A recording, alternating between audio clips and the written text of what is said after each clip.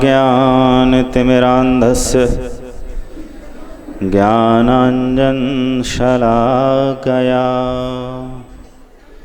चक्षुरोन्मीलितं येन तस्मै श्रीगुरवे नमः। बुधभक्तगणार्चितपादयुगं परधर्मसुशिक्षकविश्वगुरुं विपुलीकृतगौरवविश्वभुवं प्रणमामि सदा प्रभुजीवपदम्। अभिमानसमुन्नतचित्तहरं छलभक्तिगजान्तकसिंहवरं व्रजभक्तिविशारदपूज्यपरं प्रणमामि सदा प्रभुजीवपदम्। श्रीचैतन्यमनोभीष्टं स्थापितं येन भूतले स्वयं रूपकदा मह्यं ददाति स्वपदन्तिकं। नमो महावदन्याय कृष्णप्रेमप्रदायते कृष्णाय कृष्णचैतन्यनाम्ने गौरत्विषे नमः। श्रीजीवप्रकटीकृतं राधालिङ्गितविग्रहं राधादामोदरं वन्दे श्रीजीवजीवितेश्वरं। वाञ्छाकल्पतरुभ्यश्च कृपासिन्धुभ्यैव च पतितानां पावनेभ्यो वैष्णवेभ्यो नमो नमः। जय श्री कृष्ण चैतन्य प्रभु नित्यानंद श्री अद्वैत गदाधर श्रीवासादि गौरभक्तवृंद। हरे कृष्ण कृष्ण कृष्ण हरे हरे, हरे राम राम राम हरे हरे।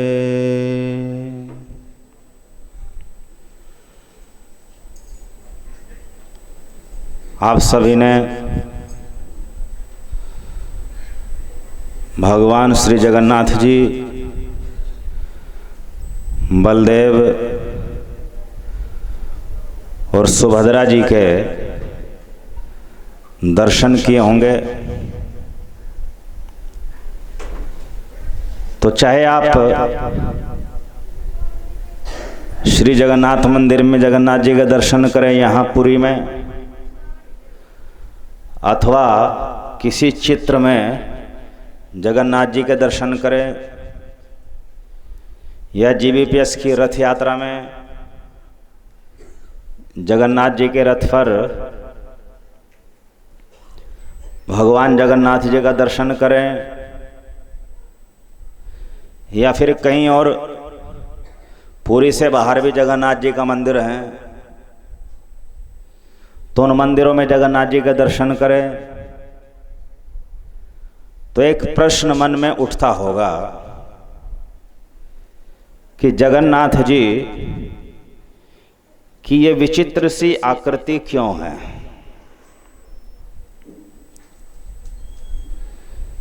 इनके जो श्री विग्रह हैं, इनकी जो प्रतिमा है,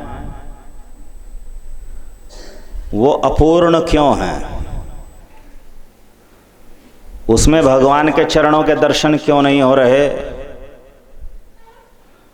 भगवान की टांगे कहाँ हैं, चरण कहाँ हैं। भगवान के जो हाथ हैं उसमें हथेलियाँ क्यों नहीं।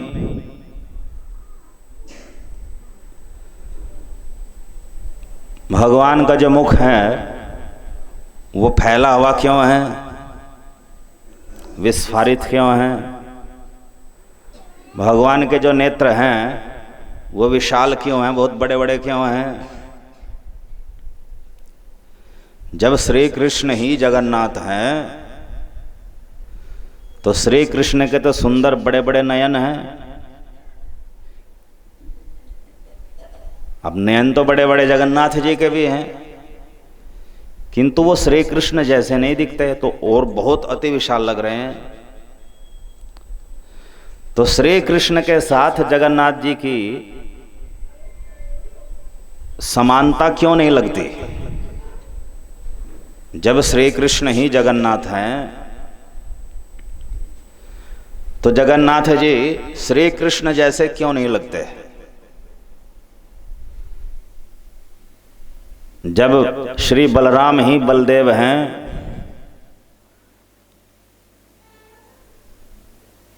तो वे बलराम जी जैसे क्यों नहीं लगते? जब सुभद्रा देवी ही यहाँ त्रिमूर्ति में सुभद्रा है, तो सुभद्रा देवी जैसी प्रतीति क्यों नहीं है? क्या कारण है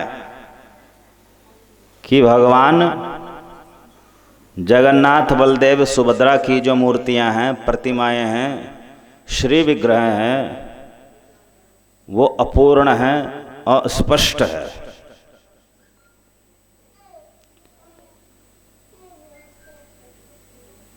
तो इसका उत्तर हमने खोजा है वृहद भागवतामृत ग्रंथ से। अब ये वृहद भागवतामृत क्या है? ये श्रीमद् भागवत के सिद्धांतों पर आधारित एक अद्वितीय ग्रंथ है।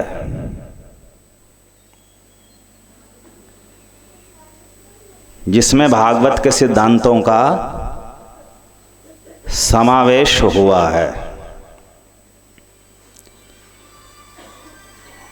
और ये ग्रंथ श्रील सनातन गोस्वामी पाद जी के द्वारा रचित है, जो विश्व गुरु श्रील जीव गोस्वामी पाद जी के शिक्षा गुरु भी हैं और ताऊ जी भी हैं।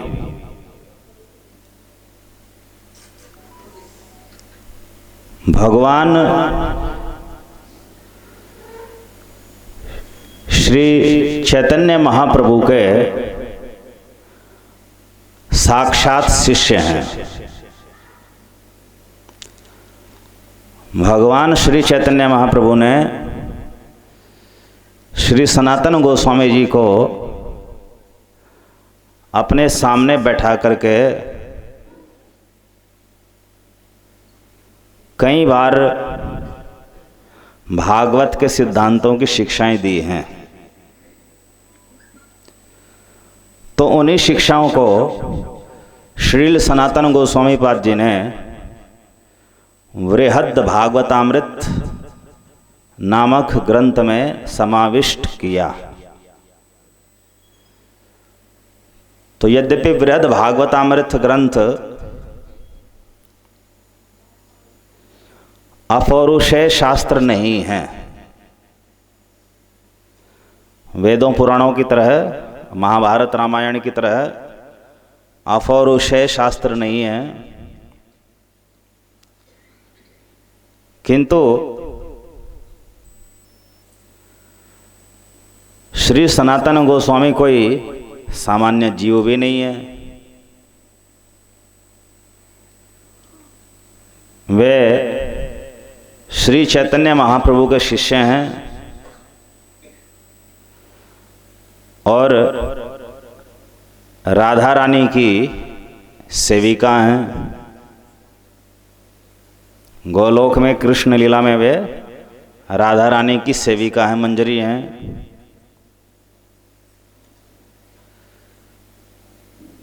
तो जीव तत्व तो है नहीं, और कृष्ण प्रेम प्राप्त है, नित्य कृष्ण प्रेम प्राप्त है, नित्य सिद्ध कोटि के महात्मा हैं। ऊपर से श्री चैतन्य महाप्रभु के शिष्य होने से वह ऐसे ही हो गए जैसे श्री कृष्ण के शिष्य बने थे अर्जुन।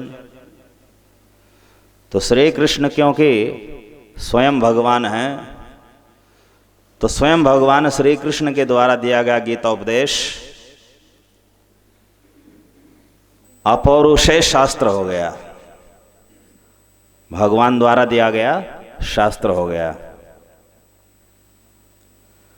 अब गीता भागवत के सिद्धांतों पर आधारित होने से और श्री चैतन्य महाप्रभु के द्वारा उपदिष्ट होने से जो भागवत के सिद्धांत श्री सनातन जी को प्राप्त हुए, तो वे भी गौड़ीय वैष्णवों के लिए अपौरुषेय शास्त्र हो गए। तो जिन्हें ये बात समझ आ गई कि श्री चैतन्य महाप्रभु स्वयं श्री कृष्ण हैं,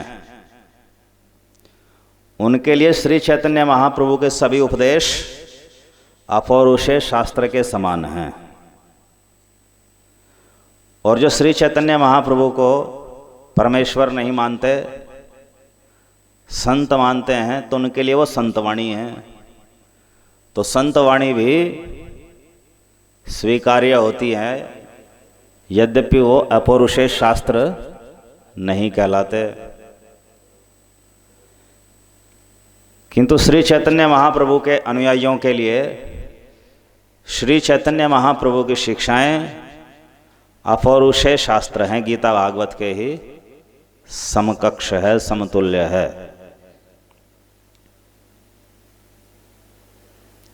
और श्रील सनातन गोस्वामी पाद जी ने वृहद भागवतामृत ग्रंथ लिखा, जो एक अद्वितीय भक्ति शास्त्र है। इसमें श्री सनातन गोस्वामी जी ने नाना प्रकार के कृष्ण संबंधी चरित्रों का वर्णन किया है, सिद्धांतों को लीलाओं के माध्यम से समझाया है। तो इसी वृहद भागवतामृत ग्रंथ में एक प्रामाणिक कारण दिया गया है। श्री जगन्नाथ जी के विग्रह अपूर्ण क्यों हैं, अस्पष्ट क्यों हैं। बोले श्रील सनातन गोस्वामी पाद जी महाराज की, श्री गौरांग महाप्रभु की, विश्व गुरु श्रील जीव गोस्वामी पाद जी महाराज की।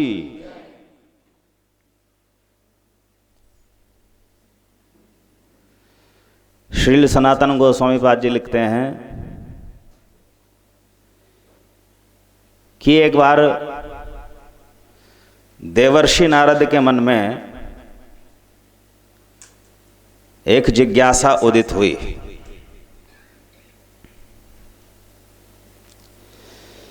कि श्री कृष्ण का परम प्रिय भक्त कौन है, श्री कृष्ण का सर्वोत्तम भक्त कौन है। ये जिज्ञासा उदित हुई।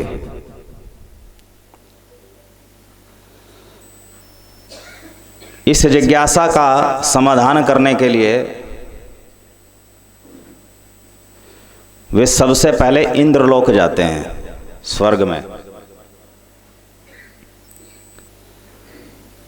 और देवराज इंद्र की स्तुति करते हैं, हे देवेंद्र, आप श्री कृष्ण को अति प्रिय हैं। क्योंकि श्री कृष्ण का एक अवतार उपेंद्र वामन आपका छोटा भाई है, और आप उनके छोटे भाई के रूप में रोज दर्शन करते हो, इसलिए आप श्री कृष्ण के अति प्रिय हो, सबसे प्रिय हो। इंद्र ने कहा, हे देवर्षि, क्यों उपास कर रहे हो? मैं श्री कृष्ण का परम प्रिय नहीं हूं, मुझसे अधिक प्रिय तो श्री ब्रह्मा जी हैं।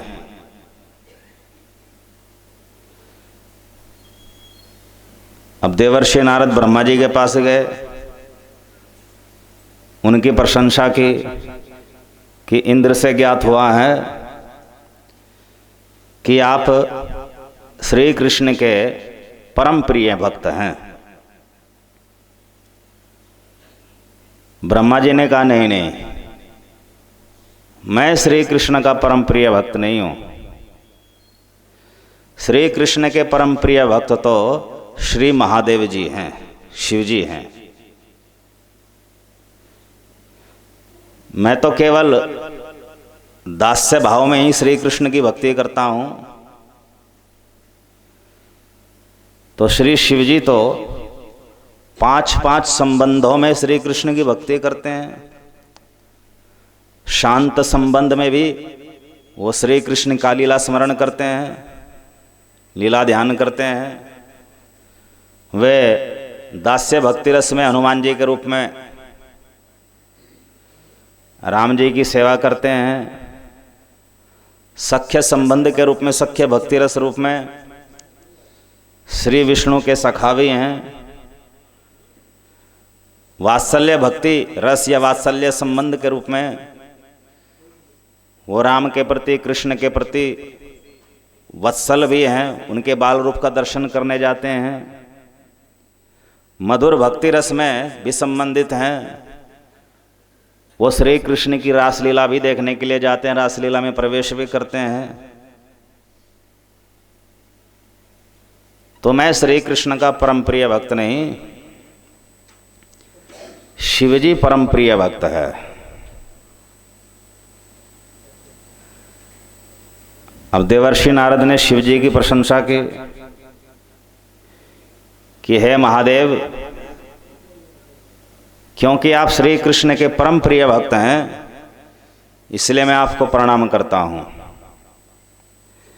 शिवजी ने कहा, देवर्षि, एक महादेव के रूप में आप मुझसे प्रणाम करो, एक वैष्णव के रूप में प्रणाम करो तो उचित है, किंतु मैं श्री कृष्ण का परम प्रिय भक्त अपने आप को नहीं मानता। श्री कृष्ण के परम प्रिय भक्त तो श्री प्रहलाद जी हैं।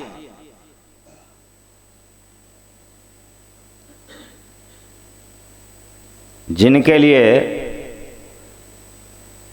भगवान श्री कृष्ण नरसिंह रूप में प्रकट हो गए और ब्रह्मा जी ने, मैंने और अन्य देवताओं ने उनको शांत करने का प्रयास किया था। जब हिरण्यकश्यप का वध हो गया, किंतु मेरी स्तुति से, ब्रह्मा जी की स्तुति से, अन्य देवताओं की स्तुति से नरसिंह भगवान शांति नहीं हुए। और जैसे उस बालक प्रहलाद ने उनकी स्तुति करी, वो तत्काल शांत हो गए और अपने सिंह मुख से उनका मुख चाटने लगे। तो तब मुझे ज्ञात हुआ कि श्री कृष्ण को मुझसे अधिक प्रिय तो प्रहलाद ही है। इसलिए आप प्रहलाद जी की स्तुति करो, प्रहलाद जी मुझसे अधिक श्रेष्ठ हैं। हरे कृष्ण कृष्ण कृष्ण हरे हरे, हरे राम राम राम हरे हरे। अब देवर्षि नारद सुतल लोक में गए। यद्यपि वहां पर प्रहलाद के पौत्र बलि महाराज का साम्राज्य था, किंतु प्रहलाद जी भी वहां पर उनके दादा के रूप में विराजमान हैं और वो निरंतर नरसिंह भगवान का स्मरण करते रहते हैं, भक्ति करते रहते हैं, स्मरण भक्ति की परमाचार्य हैं। प्रहलाद जी की स्तुति करी, यद्यपि प्रहलाद जी नारद जी के शिष्य हैं, तो शिष्य की स्तुति गुरु नहीं करता। किंतु नारद जी ने जब देखा कि प्रहलाद जी इतने बड़े भक्त हैं कि शिवजी ने भी उनकी प्रशंसा करी है, तो इसलिए मुझे भी प्रशंसा करनी चाहिए, तो प्रशंसा की स्तुति भाव से नहीं करी। तो जैसे गुरु अपने शिष्य की प्रशंसा करे, तारीफ करे, बहुत उत्तम भक्त है, तो ऐसे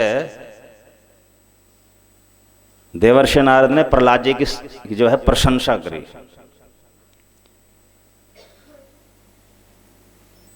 प्रहलाद जी ने कहा, गुरुदेव, मैं श्री कृष्ण का परम प्रिय भक्त नहीं हूं।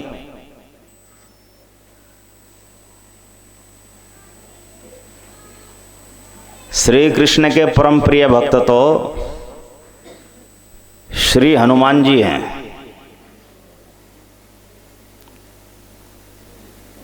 क्योंकि उन्होंने श्री कृष्ण अवतार भगवान श्री राम की प्रसन्नता के लिए क्या क्या कष्ट नहीं सहे। उन्होंने निस्वार्थ भाव से श्री राम की सेवा की, बदले में कभी कुछ नहीं चाहा, और सब प्रकार की सेवा का सौभाग्य उनको मिला। वो दास्य भक्ति के साक्षात स्वरूप हैं श्री हनुमान जी। तो हनुमान जी मुझसे भी श्रेष्ठ भक्त हैं, मैं श्री कृष्ण का परम प्रिय नहीं हूं, श्री हनुमान जी हैं। अब यहाँ ये मत सोचना कि नरसिंह अवतार के भक्त को भी श्री कृष्ण का भक्त कह रहे हो, राम अवतार के भक्त को भी श्री कृष्ण का भक्त कह रहे हो।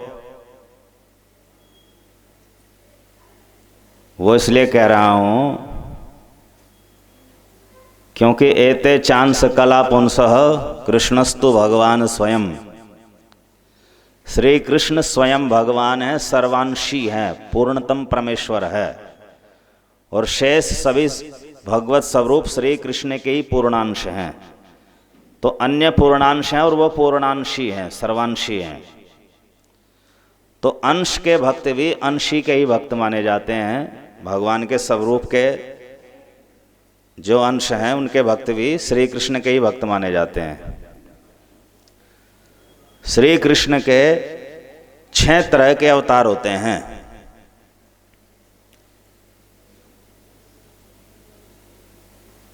पुरुषावतार, महाविष्णु, गर्भोदक्षाय विष्णु, क्षीरोदक्षाय विष्णु, ये 3 विष्णु श्री कृष्ण के ही पुरुषावतार हैं भागवत के अनुसार।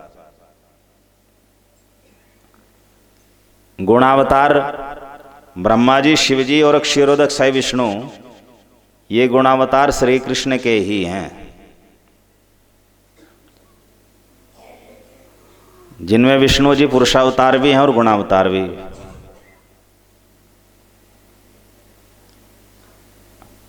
और मनवंतरावतार, जो 14 प्रकार के मनवंतर हैं, हर एक मनवंतर में मनवंतर अवतार होता है। जैसे श्री अजित जो सागर मंथन के समय देवताओं की सहायता कर रहे थे सागर मंथन में, तो वो मनवंतरावतार हैं। लीलावतार, तो सब लीलावतार भी श्री कृष्ण के ही अवतार हैं। तो श्री राम, श्री नरसिंह, श्री वराह, श्री वामन, श्री कूर्म, ये सब जो लीलावतार है, जिनके आध्यात्मिक जगत में अपने लोक भी हैं, ये सब लीलावतार श्री कृष्ण के ही अवतार हैं। श्री कृष्ण सर्वावतारी हैं और सब अवतार उनके हैं। इसी तरह युगावतार जो 4 युग में होते हैं, सत्य, त्रेता, द्वापर, कलयुग में एक एक अवतार युग धर्म की शिक्षा देने के लिए, तो सब योगावतार भी श्री कृष्ण के ही अवतार माने जाते हैं। यद्यपि योगावतार मनवंतर अवतार के अंश हैं, मनवंतरावतार गुणावतार विष्णु के अंश हैं, किंतु विष्णु जो है वो श्री कृष्ण के अंश होने से विष्णु के अंश भी श्री कृष्ण के अंश हैं। विष्णु के अवतारों के भक्त भी श्री कृष्ण के ही भक्त माने जाते हैं। हरे कृष्ण कृष्ण कृष्ण हरे हरे, हरे राम राम राम हरे हरे। तो प्रहलाद जी ने कहा कि हनुमान जी श्री कृष्ण के परम प्रिय भक्त हैं, क्योंकि श्री कृष्ण ने श्री राम स्वरूप में अपने हिस्से का सारा काम हनुमान जी से कराया, और हनुमान जी ने सब काम बड़े उत्साह से, सेवा भाव से किया। कोई बदले में किसी फल की आशा भी नहीं रखी। तो हनुमान जी श्री कृष्ण के परम प्रिय भक्त हैं। अब देवर्षि नारद श्री हनुमान जी के पास गए।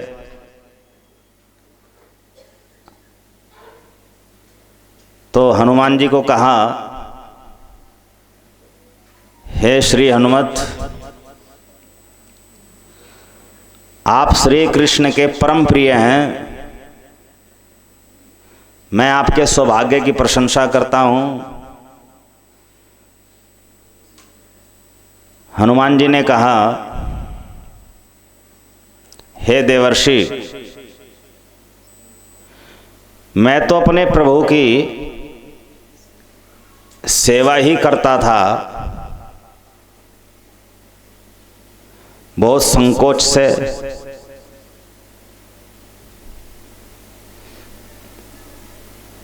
मेरे अनुमान से पांडव मुझसे भी श्रेष्ठ भक्त हैं, क्योंकि उन पांडवों के लिए श्री कृष्ण निरंतर चिंतित रहते थे। यहां तक कि अर्जुन के तो सारथी भी बन गए। मैंने अर्जुन की ध्वजा में स्थान प्राप्त करके श्री कृष्ण की आज्ञा से अर्जुन की सहायता की थी। मैंने प्रत्यक्ष देखा विराजमान होकर के अर्जुन के रथ की ध्वजा में। अर्जुन का जो ध्वज है रथ का, कपिध्वज था, कपिध्वज। हनुमान जी उसमें विराजमान थे। तो कैसे श्री कृष्ण अर्जुन के लिए दयार्द्र, दया से पिघल जाते थे, उनके लिए चिंतित रहते थे। रात्रि में सब पांडव सो जाते थे और श्री कृष्ण वीरासन में बैठ करके उनके लिए प्रहरी बन करके जागते थे।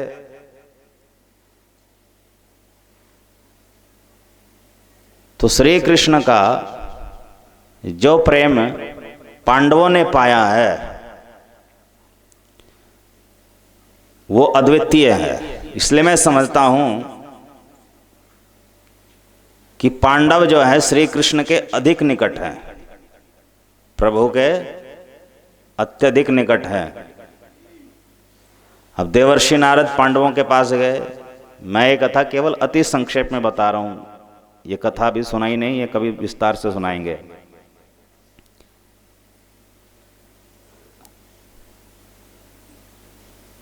तब देवर्षि नारद ने पांडवों की स्तुति करी जाकर के कि हे पांडवगण, आप धन्य हो, आप श्री कृष्ण के परम प्रिय हो। श्री कृष्ण ने तुम्हारे लिए दूत का भी कार्य किया, सारथी का भी कार्य किया, सेवक का भी कार्य किया। इतनी भारी कृपा आप पांडवों के ऊपर श्री कृष्ण की रही, इसलिए मैं आप सबकी वंदना करता हूं, प्रणाम करता हूं।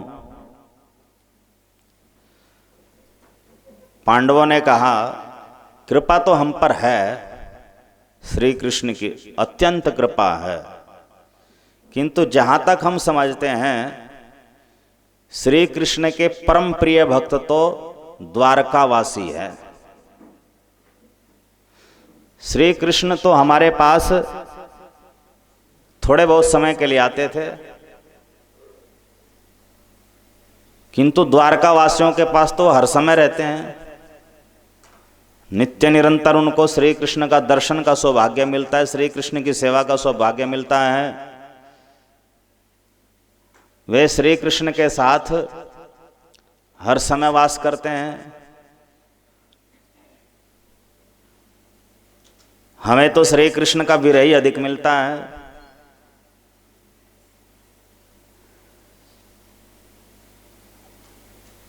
और भी बहुत सारे कारण बताए, वो तो अलग कथा हो जाएगी। तो देवर्षि नारद द्वारका पहुंचते हैं पांडवों के कहने पर, और सीधे पहुंच के रुक्मिणी जी के महल में, रुक्मिणी जी के भवन में पहुंच करके वहाँ रुक्मिणी जी भी थी, सत्यभामा जी भी थी, कालिंदी आदि श्री कृष्ण की जो पट्टमहिषियाँ हैं अर्थात पटरानियाँ हैं, वो वहाँ पर उपस्थित थी रुक्मिणी जी के भवन में। और देवर्षि नारद जाकर के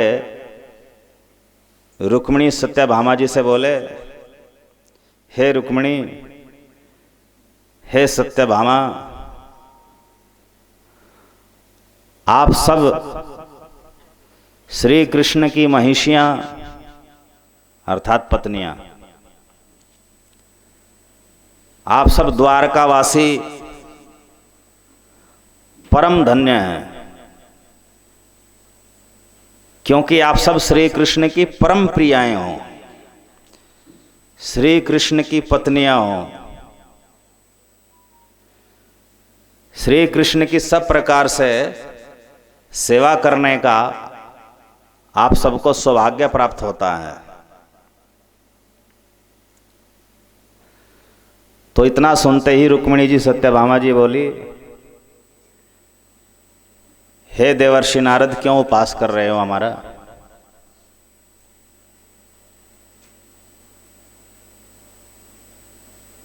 श्री कृष्ण की हम पत्नियां अवश्य हैं,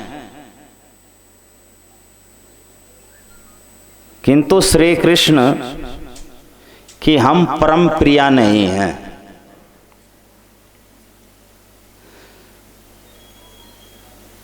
श्री कृष्ण हर रात में रोते रहते हैं।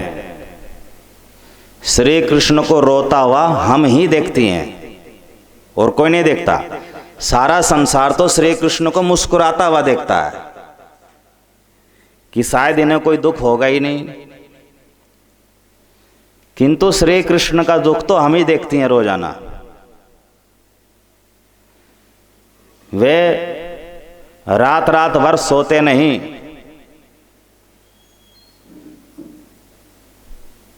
हे राधे, हे ललिते, हे विशाखे कह कह करके क्रंदन करते हैं, उच्च स्वर से रोते हैं। कभी कभी तो श्री कृष्ण यशोदा मैया का स्मरण करके रोते हैं, कभी कभी अपने सखाओं को स्मरण कर करके रोने लगते हैं,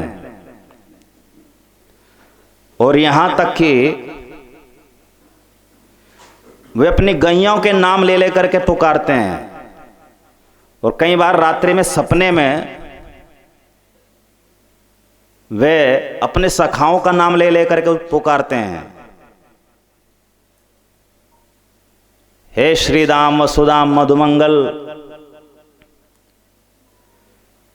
चलो चलो भोर हो गई है, गैया चराने चलते हैं। वे अपने ब्रजवासियों को ऐसा एक दिन हमने नहीं देखा, अनेक वर्ष हमारे विवाह को हो गए,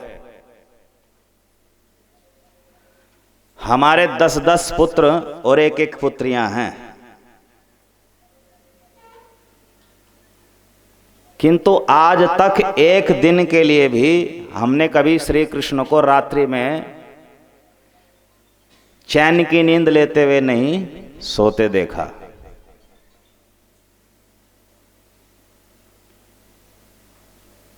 वे निरंतर अपने ब्रजवासियों को पुकारते रहते हैं।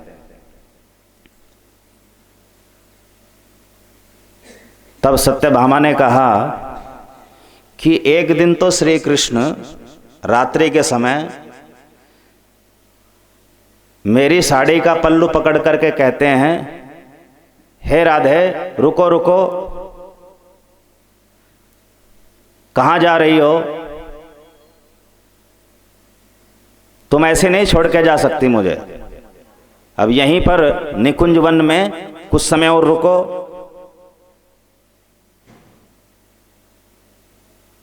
तो वे रहते हमारे पास हैं,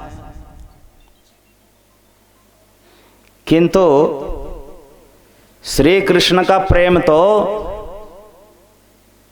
वास्तव में उन ब्रजवासियों को प्राप्त है। हम श्री कृष्ण की पत्नी अवश्य हैं, किंतु हम श्री कृष्ण की परम प्रिय नहीं है। तो जब हम उनकी पट महिषियां होकर, पटरानियां होकर श्री कृष्ण की परम प्रिय नहीं हैं, तो जो अन्य 16,000 रानियां वो तो कैसे परम प्रिय होगी। और जब श्री कृष्ण को अपनी रानियां भी उतनी प्रिय नहीं हैं, तो जो सामान्य जो उनके पुत्र हैं, उनके सखा हैं, यहाँ द्वारका के उनके दूसरे भक्त हैं, वो भला उतने प्रिय कहाँ से होंगे।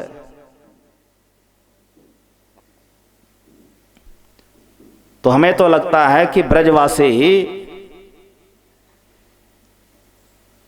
श्री कृष्ण को सर्वाधिक प्रिय हैं।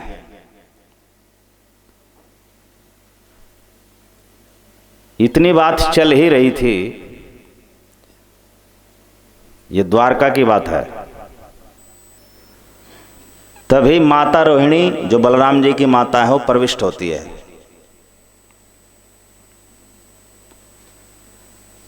तो माता रोहिणी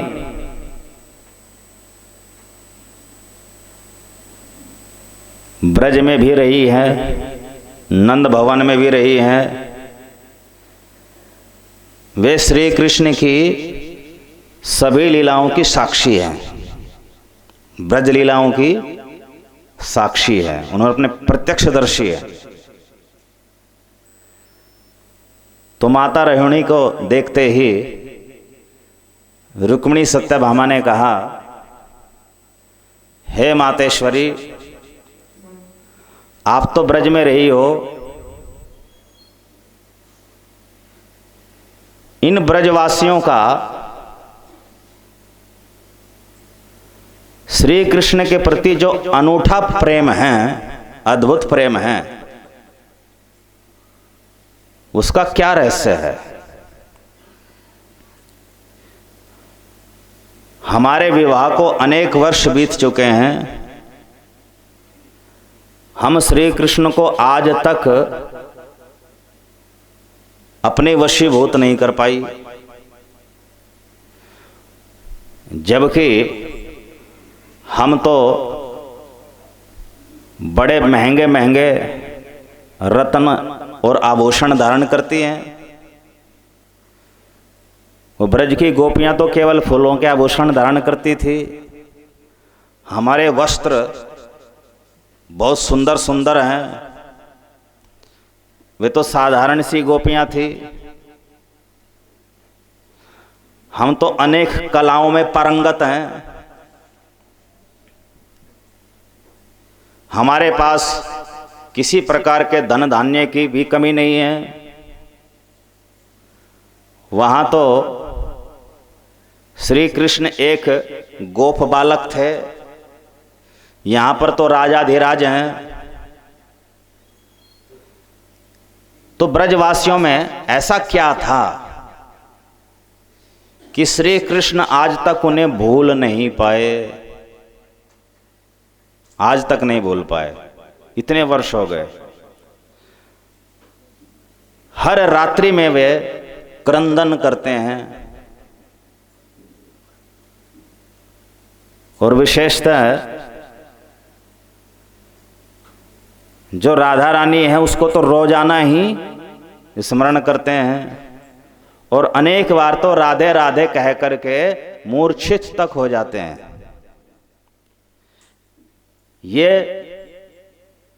रंग भवन का दृश्य है, केवल हम जानती हैं, बाहर किसी को नहीं पता कि श्री कृष्ण इतने अधिक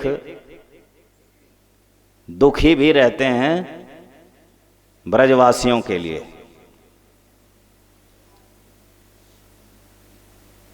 हरे कृष्ण कृष्ण कृष्ण हरे हरे, हरे राम राम राम हरे हरे।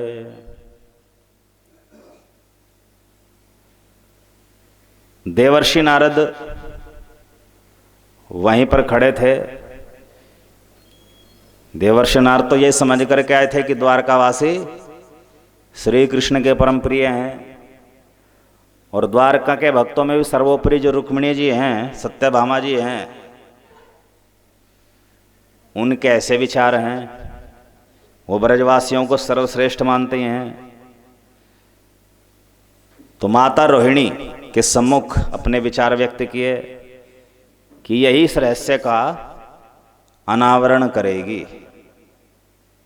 हे माता, आप हमें बताओ, ब्रजवासियों का प्रेम कैसा है कि श्री कृष्ण उनके वशीभूत रहते हैं। हमने कभी किसी द्वारका के भक्त को, द्वारकावासी को श्री कृष्ण को पुकारते नहीं देखा, सपने में उनके लिए दुखी होता नहीं देखा। और ब्रजवासियों के लिए प्रतिदिन दुखी रहते हैं, रोते हैं।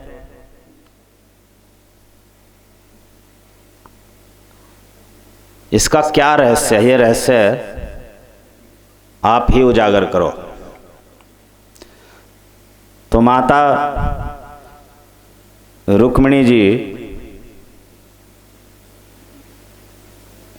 श्री कृष्ण के ब्रज की लीलाओं का वृत्तांत सुनाने लगी। अभी सुनाना आरंभ ही किया था, देवर्षि नारद भी सुन रहे हैं और रुक्मिणी सत्यभामा आदि महिषियां भी, पट महिषियां भी। तो तभी वहां चाणक भवन में कंस की माता पद्मावती आ जाती है, जिसकी आयु 100 वर्ष से भी अधिक है, बुढ़िया है, कुबड़ी हो गई है, हाथ में डंडा लेकर के चलती है।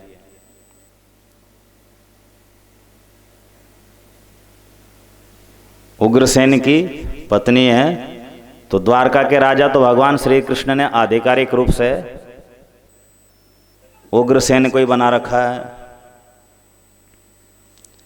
स्वयं तो वो अघोषित द्वारकाधीश है, घोषित द्वारकाधीश तो उग्रसेन जी ही थे।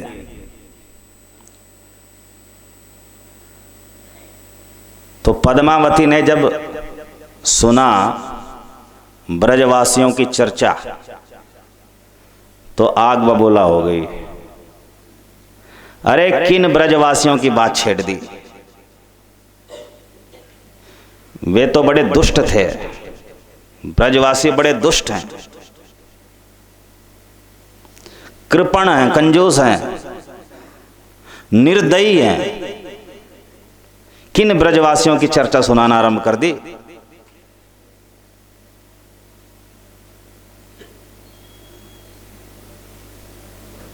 पुत्र वसुदेव ने मेरे निकम्मे पुत्र कंस के भय से कृष्ण और बलराम को नंदगांव में गोकुल में छिपाया था, कंस के यहाँ। किंतु उन नंद यशोदा ने कृष्ण बलराम का लालन पालन उचित ढंग से नहीं किया।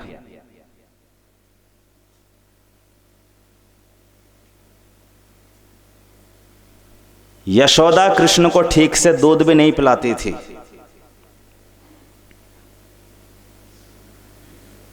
मक्खन भी नहीं खिलाती थी। इसलिए हमारा कन्हैया दूसरे ग्वालिनों के घर जाकर के मक्खन चुरा चुरा करके पेट भरता था। अगर यशोदा उसे ठीक ढंग से मक्खन खिलाती, दूध पिलाती, तो कृष्ण कभी किसी का मक्खन चुराने वाला नहीं था। अब कई बार कृष्ण मक्खन चुराता चुराता पकड़ा जाता था, तो यशोदा उसे बहुत डांटती थी, रस्सी से बांध देती थी, डंडी छड़ी दिखाती थी, डराती थी, धमकाती थी। और जब कृष्ण 5 वर्ष का हुआ तो कहाँ तो 5 वर्ष के बालक को गुरुकुल में पढ़ने भेजना चाहिए था। अब ये नंद यशोदा इतने निर्दयी थे कि इन्होंने हमारे कृष्ण को गाय चराने भेज दिया वन में।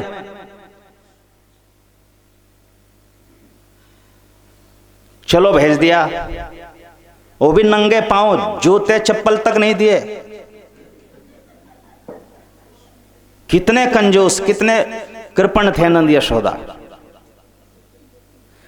सुकोमल चरण थे कन्हैया के, बिना जूते चप्पल दिए वन में भेज दिया। कैसे माता पिता थे, ठीक ढंग से पालन पोषण नहीं किया। वास्तव में वो कृष्ण को अपना बेटा मानते ही नहीं थे। और वन में धूप थी, एक छतरी तक भी लेकर के नहीं दी, छाता भी लेकर के नहीं दिया। और 1-2 वर्ष नहीं, पूरे 7 वर्ष गैया चरवाई उस नंद ने। 5वें वर्ष का था तो शुरुआत 11 वर्ष तक वहां रहा, तो पूरे 7 वर्ष गैया चरवाई। केवल पहनने के लिए कपड़ा मिलता था कृष्ण को, और थोड़ा बहुत रोटी मक्खन चुपड़ने के लिए, वो भी खाने के लिए नहीं।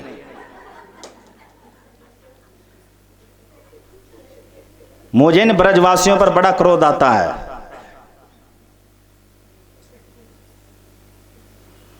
वो तो भला हो अक्रूर का कि वहां से मेरे कृष्ण को ले आया, नहीं तो वो नंद तो वहीं गैया चरवाता रहता। मैंने तो सोच रखा है कि गर्गाचार्य को बुलाऊंगी और उनसे पूरा हिसाब बनवाऊंगी कि 7 वर्ष कन्हैया ने गैया चराई हैं, नंद की गायें चराई है, तो कृष्ण का कितना वेतन बैठता है। 7 वर्ष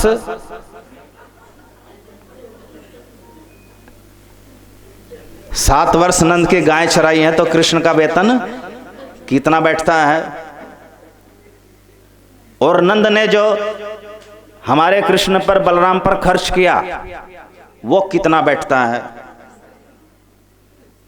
तो यदि नंद का खर्च अधिक हो गया है तो मैं राजाधिराज उग्रसेन से, अपने पति से कहूंगी कि वे ब्याज सहित 2 गुना धन दे नंद को।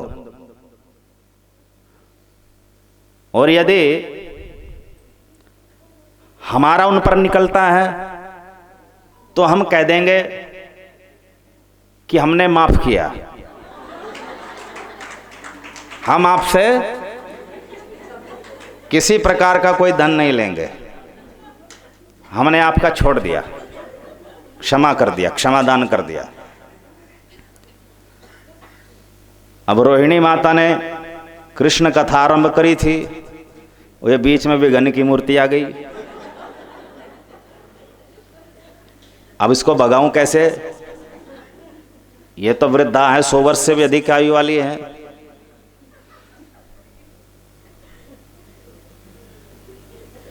हरे कृष्ण कृष्ण कृष्ण हरे हरे, हरे राम राम राम हरे हरे।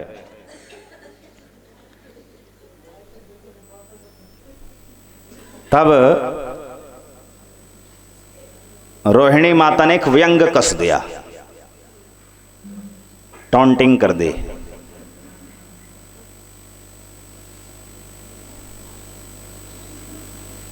माता पद्मावती, आप क्या जानो ब्रजवासियों का प्रेम क्या था, ब्रजवासियों की महिमा क्या है। आप जैसी पतिव्रता तो हमने बहुत देखी हैं, जो अपने पति से ब्रजवासियों को वेतन माफ करे, उनका धन जो है अपना धन माफ करेंगी, तो आप जैसी पतिव्रता तो बहुत देखी हैं। अब जैसे ही पतिव्रता शब्द का प्रयोग किया तो तत्काल पद्मावती जी जो है भवन से बाहर निकल गई, क्योंकि वो पतिव्रता थी नहीं। क्यों? क्योंकि यौवन अवस्था में, विवाह के कुछ समय की बाद की बात है, गर्ग संहिता में ऐसा उल्लेख है कि अपनी सखियों के साथ यमुना के तट पर खेल रही थी, तो दुर्मिल नाम का एक बहुत सुंदर राक्षस आया था। तो उस राक्षस का उससे मोहित होकर उसका संग किया था, जिसकी संतान कंस हुआ। तो कंस उग्रसेन का पुत्र नहीं था, वो दुर्मिल राक्षस का पुत्र था। तो उसने पतिव्रत भंग किया था, तो पतिव्रता नहीं थी।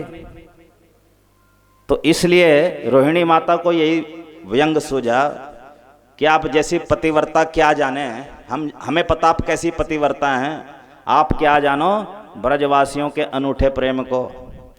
इतना सुनना था तो पद्मावती वृद्धा वहां से सरक ली।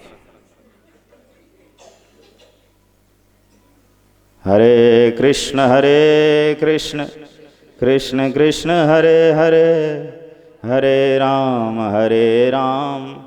राम राम हरे हरे। रोहिणी माता ने कहा, देवर्षि क्षमा करना, मैं तो कृष्ण की ब्रज कथा सुनाने बैठी थी, किंतु ये विघ्न उपस्थित हो गया। रुक्मिणी सत्यभामा ने कहा, माता जी आगे सुनाओ। बोले, सुनाऊं कैसे, कोई और विघ्न आ जाएगा फिर बीच में, उसको कैसे दूर करें। तो रुक्मिणी जी ने सुभद्रा जी को बुलाया। सुभद्रे, आप आइए, माता की सहायता कीजिए। तब माता रोहिणी ने कहा कि तुम द्वार पर जाकर के बैठ जाओ,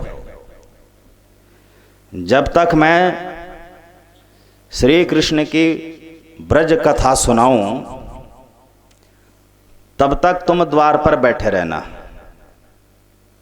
और किसी को भी भीतर मत आने देना, ताकि कथा निर्विघ्न संपन्न हो।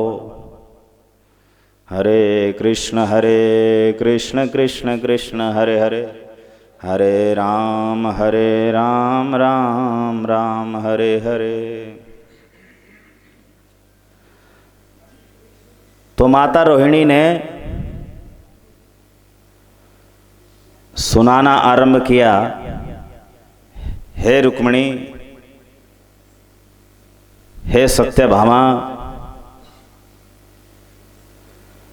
ब्रजवासियों का प्रेम तो अद्भुत है,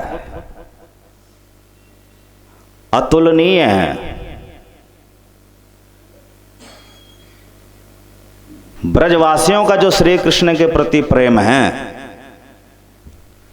वो तो किसी का भी नहीं।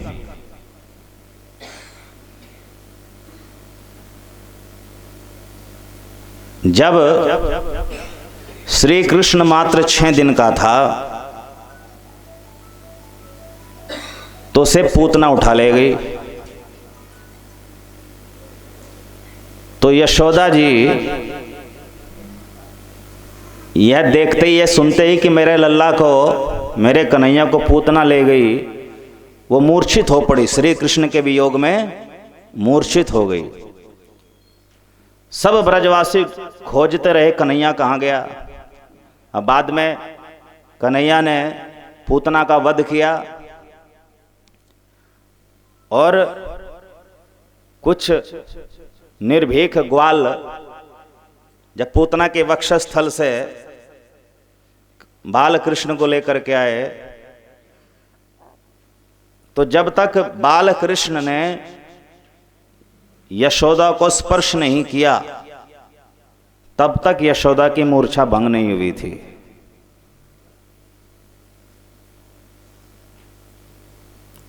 और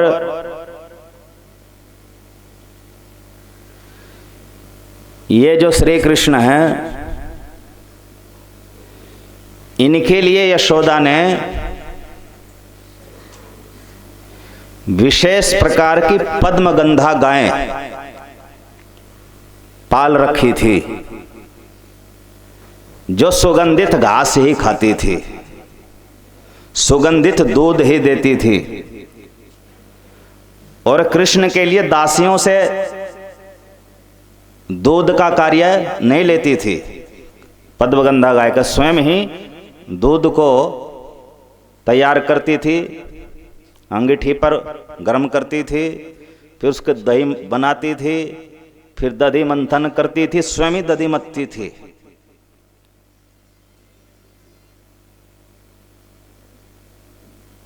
किंतु फिर भी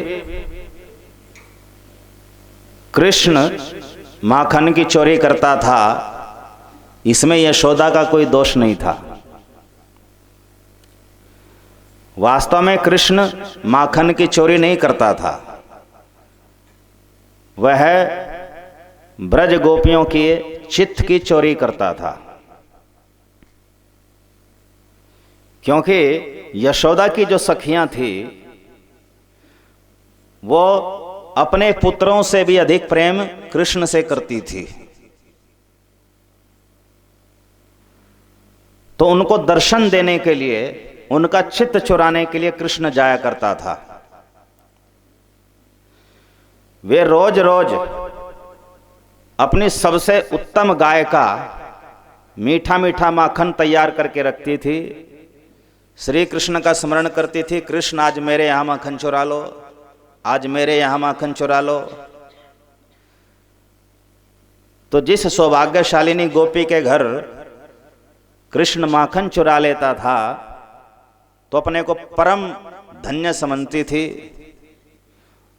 और फिर यशोदा जी को जाकर के कृष्ण की माखन चोरी लीला को बड़े उत्साह के साथ, आनंद के साथ वर्णन किया करती थी, और नंद भवन में भी जाकर के कृष्ण का दर्शन करने जाती थी, इस बहाने से, उलाने के बहाने से। वास्तव में उलाना देने नहीं जाती थी। कृष्ण है ही इतने सुंदर कि वो हर किसी का चित्त चुरा लेते हैं। यशोदा मैया ने कभी कृष्ण को कोई कष्ट नहीं दिया।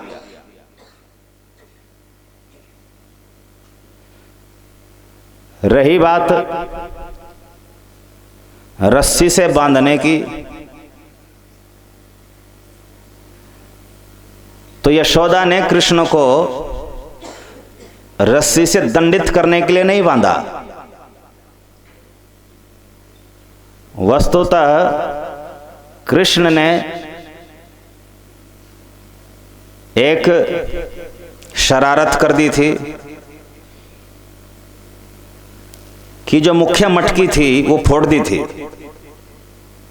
दही की मटकी फोड़ दी थी, जिसमें कन्हैया के लिए दिन भर का दूध रहता है। तो यशोदा मैया को क्षणिक क्रोध आ गया था, मैं उसकी साक्षी हूं। वो छड़ी लेकर के दौड़ी अवश्य थी, किंतु मारा नहीं था। वो छड़ी देख करके कृष्ण भयभीत हो गया, उसने छड़ी फेंक दी, किंतु कृष्ण फिर भी बहुत भयभीत था। दीपावली का दिन था, घर के दूसरे कार्य भी करने थे, इसलिए यशोदा ने कुछ समय के लिए कि कहीं ये भयभीत होकर के वन में ना भाग जाए, फिर कहाँ खोजते फिरेंगे, तो कुछ समय के लिए ओखली से बांधा था। और उसके बाद जब वो घटना घटी कि कृष्ण ने उस ओखली को घसीट करके यमलार्जुन वृक्षों के बीच में ला करके खड़ा कर दिया, और वो यमलार्जुन वृक्ष उखड़ करके गिर गए, जो कि बालकों का कहना था कि कृष्ण ने तोड़े घसीट करके, और ब्रजवासी स्वीकार नहीं कर रहे थे। वो कह रहे थे कि किसी कंस के असुर का कोई उत्पात होगा। तब नंद बाबा ने यशोदा को बहुत डांटा था, और यशोदा ने भी कृष्ण को हृदय से लगा करके उसको आंसुओं से तर कर दिया था। तो यशोदा और नंद कृष्ण को अथाह प्रेम करते थे। एक दिन कृष्ण ही आकर के बोला, मैया बाबा अब हम 5 वर्ष के हो गए हैं, बड़े हो गए हैं, हम भी गैया चराने के लिए जाएंगे। तो कन्हैया बहुत जिद्दी था, जिस बात को पकड़ लेता था तब तक मानता नहीं था। कई बार तो कन्हैया ने जिद पकड़ी कि मैया मैं तो चंद्र खिलौना ले हूं, मैं तो चांद ही लूंगा खिलौने के रूप में। यशोदा मैया ने बहुत समझाया कि खिलौना नहीं मिल सकता है तो बहुत दूर है। तो कृष्ण रोने लगा, रोता रोता चुप नहीं हुआ। तो यशोदा ने एक परात में जल भर करके उसका प्रतिबिंब दिखाया और कृष्ण उस प्रतिबिंब रूपी चंद्र को पकड़ने के लिए उस परात में कूद गया और परात का जल बिखर गया, उसी से चंद्र सरोवर बन गया, जो गोवर्धन की तलहटी में भी है। हरे कृष्ण कृष्ण कृष्ण हरे हरे, हरे राम राम राम हरे हरे। तो जिस बात की हट पकड़ लेता था पूरे किए बिना नहीं रहता था। उसने हट पकड़ी थी, मैं साक्षी हूं कि मैं गाय चराने जाऊंगा।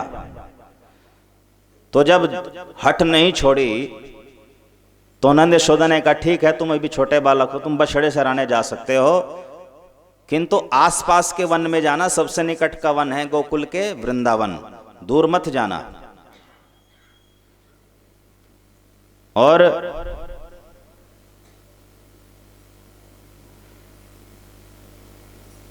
जैसे ही कृष्ण बछड़े लेकर के वत्सपाल बन करके तैयार हुआ वत्स चारण के लिए,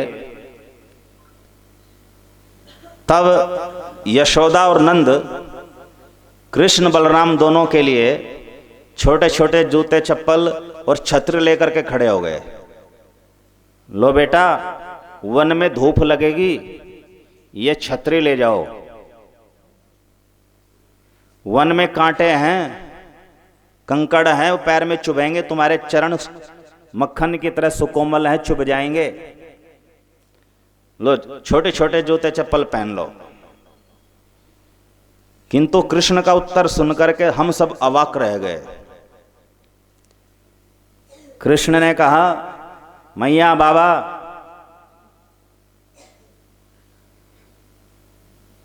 मैं बछड़ों का स्वामी बन करके इन्हें चराने नहीं जाऊंगा। हम वैश्य हैं, हम ग्वाले हैं, वैश्य हैं, और वैश्य के लिए गौ बछड़े गोवंश पूजनीय होता है, उनका स्वामी होता है। तो मैं इनका स्वामी बन करके नहीं जाऊंगा। अगर मैं जूते चप्पल लेकर के जाऊंगा तो फिर तो मैं इनका स्वामी हो गया बछड़ों का। मैं तो बछड़ों का सेवक बन करके जाऊंगा।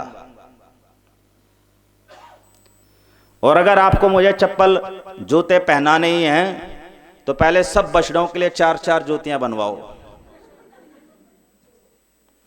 तब मैं पहनूंगा। पहले बछड़ों के लिए बनवाओ, तब मैं पहनूंगा। आपको छतरी मुझे देनी है, पहले सब बछड़ों के लिए व्यवस्था करो।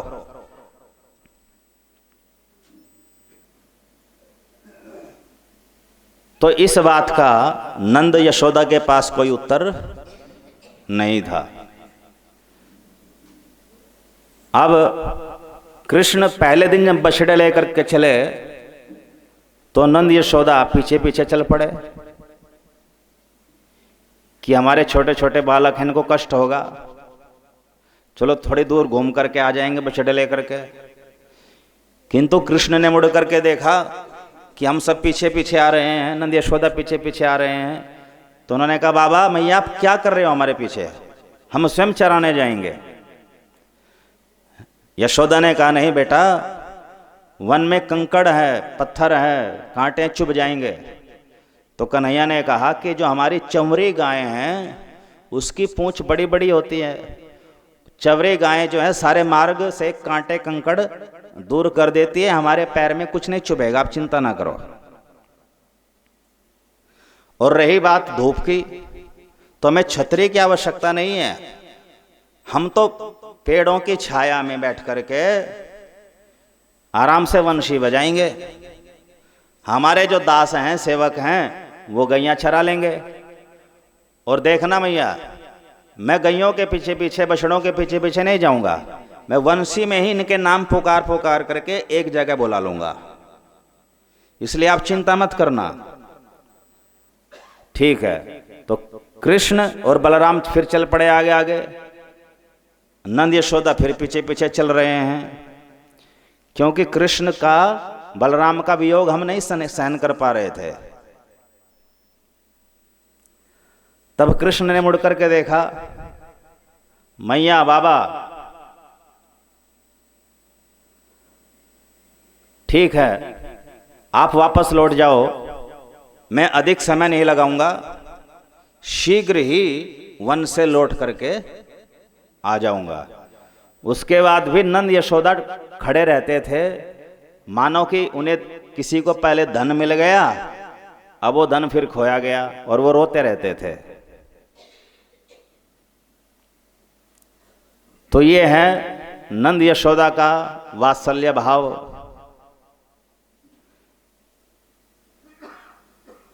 हे रुक्मिणी, हे सत्यभामा, जब कृष्ण गोचारण के लिए, वत्सचारण के लिए वन में प्रवेश करता था, तो श्री कृष्ण के जो 1000 सखा थे, वे 1000 के 1000 सखा कृष्ण के पीछे पीछे दौड़ते थे। मैं पहले कृष्ण को स्पर्श करूंगा, दूसरा कहता है नहीं नहीं मैं पहले कृष्ण को स्पर्श करूंगा। उनमें आपस में स्पर्धा लगती थी। और जब कृष्ण दोपहर में भोजन करता था, तो सब ग्वाल बाल कृष्ण से विलग नहीं होना चाहते थे। वो चाहते थे कि हम कृष्ण को खाते खाते भी कृष्ण को देखते रहें, ये हमारी आंखों से ओझल एक क्षण भर के लिए भी ना हो। तो बीच में बैठा लेते थे, और जिस ग्वाल बाल के पास कोई भोजन में स्वादिष्ट सामग्री होती थी, वो चखते थे पहले, ये तो ज़्यादा स्वादिष्ट नहीं है, ये भी ज़्यादा स्वादिष्ट नहीं है, हाँ ये बहुत स्वादिष्ट है, कन्हैया कन्हैया ये ले दे, ये देख खा करके, ये मेरी मैया ने नींबू का अचार बड़ा स्वादिष्ट भेजा है। दूसरा सगा कहता देखो देखो मेरी मैया ने भात बहुत स्वादिष्ट बनाया है। तो पहले चखते थे, और फिर जो अधिक स्वादिष्ट भोजन था उनके पास में, वो कृष्ण को खिलाते थे। और वे दिन भर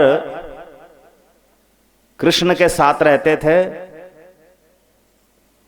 उनको एक रात्रि का समय युगों के बराबर लगता था।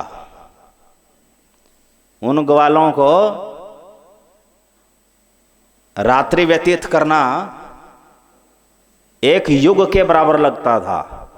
रात्रि काटे नहीं कटती थी, रात भर रोते रहते थे कि कब हम कृष्ण के सानिध्य में जाएंगे। उधर दिन में यशोदा नंद और हमारा दिन काटे नहीं कटता था कि कृष्ण कब संध्या के समय घर आएगा।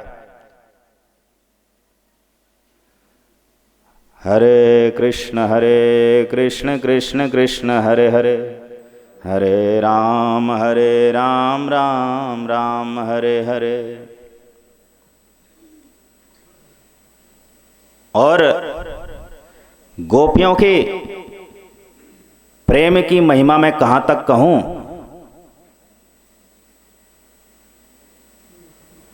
ये गोपियां झरोखों से भोर और संध्या दोनों समय खड़ी होकर के श्री कृष्ण के दर्शन करती रहती थी।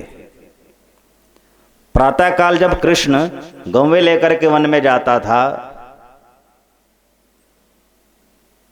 तो गोपियां घर के झरोखे में छिपी रहती थी और कृष्ण को देखती रहती थी कि अब कृष्ण गैया लेकर के जाएगा। यद्यपि ये गोपियां, ये किशोरियां, इनका बाल्यकाल कृष्ण के साथ बीता है।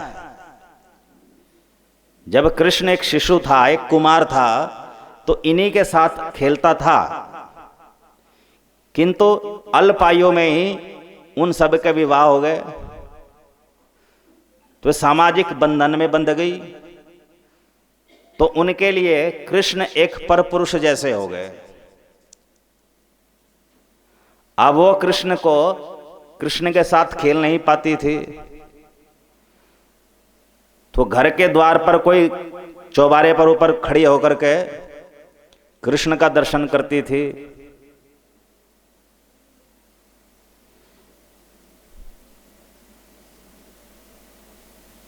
हे रुक्मिणी, हे सत्यभामा, इन गोपियों का प्रेम अनिर्वचनीय है। कृष्ण के प्रति प्रेम अनिर्वचनीय है, जिसको शब्दों में नहीं बताया जा सकता। यद्यपि उनका श्री कृष्ण के साथ कोई सामाजिक संबंध नहीं था, समाज द्वारा दिया गया सामाजिक संबंध नहीं था, किंतु वे श्री कृष्ण को निस्वार्थ प्रेम करती थी। और केवल श्री कृष्ण हमारी सेवा से प्रसन्न हो, गोपियों का हर कार्य कृष्ण की प्रसन्नता के लिए होता था। यदि कृष्ण की प्रसन्नता के लिए उनको कोई कष्ट भी हो तो उस कष्ट को भी सुख समझती थी। उनकी सेवा कृष्ण सुख के लिए थी कि हमारी सेवा से, हमारे प्रेम से कृष्ण सुखी हो, कृष्ण आनंदित हो, कृष्ण प्रसन्न हो। बदले में वो कुछ भी नहीं चाहती थी। उनका कृष्ण से लेने वाला भाव नहीं था, कृष्ण को देने वाला भाव था। तुम सब रानियां तो श्री कृष्ण से अपेक्षा रखती हो कि कृष्ण मुझे सुंदर वस्त्र देंगे, सुंदर अलंकार आभूषण देंगे, कृष्ण मुझे मोती देंगे, कृष्ण मुझे सुंदर भवन देंगे, कृष्ण मेरे लिए पारिजात वृक्ष लाएंगे स्वर्ग से, कृष्ण मेरे लिए ये करेंगे, कृष्ण मेरे लिए वो करेंगे। तुम्हारा तो प्रेम श्री कृष्ण से पाने वाला है, तुम तो कृष्ण से लेना चाहती हो। किंतु गोपियों का जो प्रेम है वो श्री कृष्ण को देने वाला है। वो लेना नहीं चाहती, देना ही देना चाहती है। जो कुछ भी उनके पास है वो श्री कृष्ण को देना चाहती है। श्री कृष्ण की निस्वार्थ भाव से सेवा करना चाहती है। यदि उन्हें कृष्ण की प्रसन्नता के लिए अपार कष्ट भी होता है, यदि गोपियों को कृष्ण की प्रसन्नता के लिए कभी कोई अपार कष्ट भी होता है, तो वह उस अपार कष्ट को भी अपना सर्वोत्तम सुख समझती थी। ध्यान दीजिए।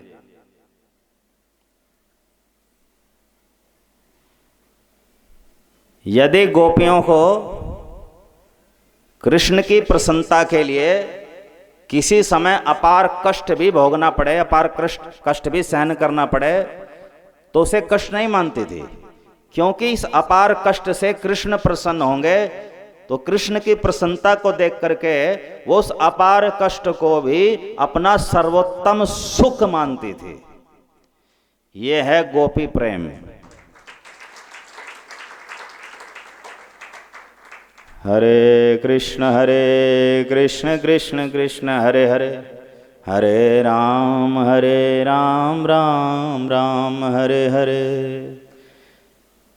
हे रुक्मिणी, हे सत्यभामा, तुम्हारा प्रेम तो 12 जगह बटा हुआ है। तुम्हारा कृष्ण में भी प्रेम है, अपने 10 पुत्रों में भी है और एक पुत्री में भी है। तुम्हारा प्रेम तो 12 जगह विभाजित है, विभाज्य है, किंतु गोपियों का प्रेम केवल कृष्ण में है, वो अविभाज्य है, अखंड प्रेम है।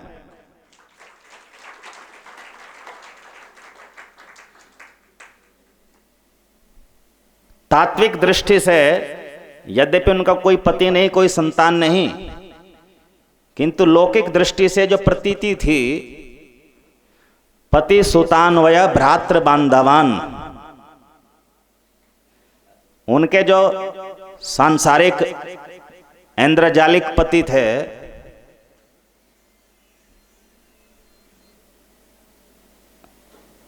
उन पतियों को वे त्याग चुकी थी कृष्ण के लिए।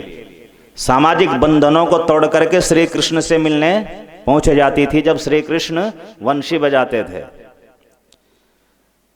जो गोपी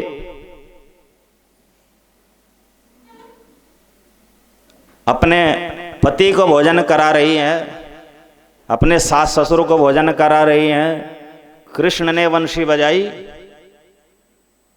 तत्काल उनको केवल वंशी सुनती थी, वो सब छोड़ करके बीच में ही दौड़ पड़ती थी।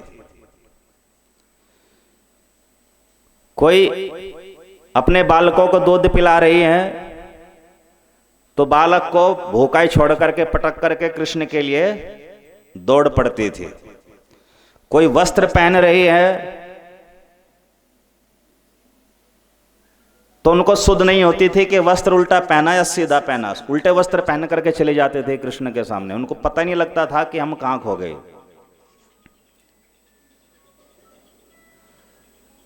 तो उन गोपियों का प्रेम केवल कृष्ण के प्रति था, पहले भी, आज भी और आगे भी रहेगा। उनका प्रेम किसी और के प्रति नहीं होता। वे परम त्यागिनी हैं, उनसे बड़ा कोई त्यागी नहीं है। तुमने क्या त्यागा है कृष्ण के लिए? तुमने तो केवल कृष्ण से पाया ही पाया है, त्यागा तो कुछ भी नहीं। हरे कृष्ण कृष्ण कृष्ण हरे हरे, हरे राम राम राम हरे हरे। और तुम महिषियों की बात तो छोड़ दो, कृष्ण का प्रेम भी अखंड नहीं है। केवल गोपियों का प्रेम ही अखंड अविभाज्य है, क्योंकि कृष्ण का प्रेम अपने भक्तों में विभाजित रहता है।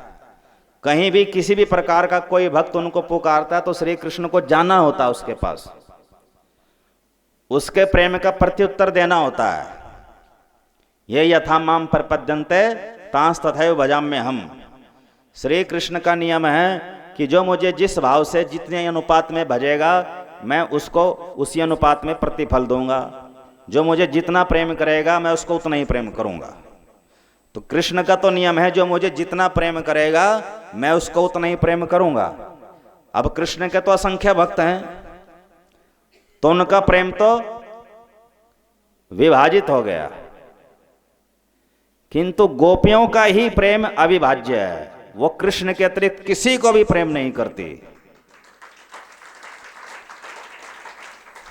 हरे कृष्ण कृष्ण कृष्ण हरे हरे, हरे राम राम राम हरे हरे। हे रुक्मिणी, हे सत्यभामा, ऐसी बात नहीं कि कृष्ण गोपियों से प्रेम नहीं करते। कृष्ण भी गोपियों से बहुत अधिक प्रेम करते हैं।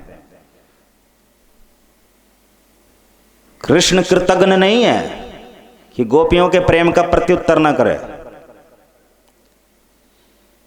एक दिन की बात कि कृष्ण और बलराम जब किशोरावस्था में पहुंचे तो कृष्ण के पास हजारों गायें हैं।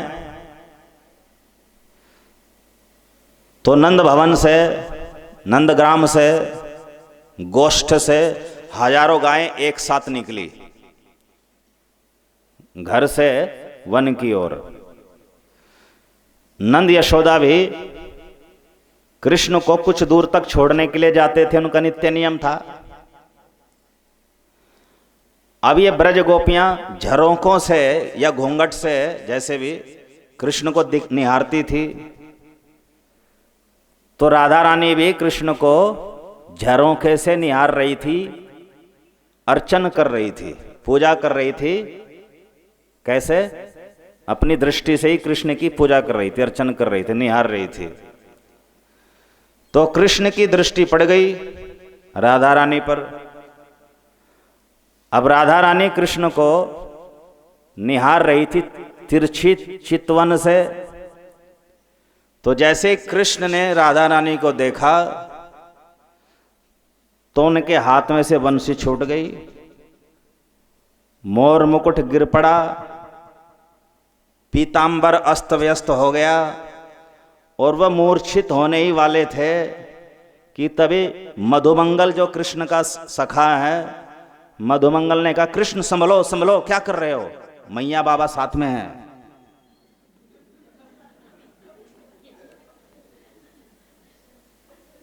अर्थात मधुमंगल जो है प्रिय नर्म सखा है, जो गोपी कृष्ण प्रेम की रहस्य को जानता है, समझता है, अत्यंत गोपनीय सखा।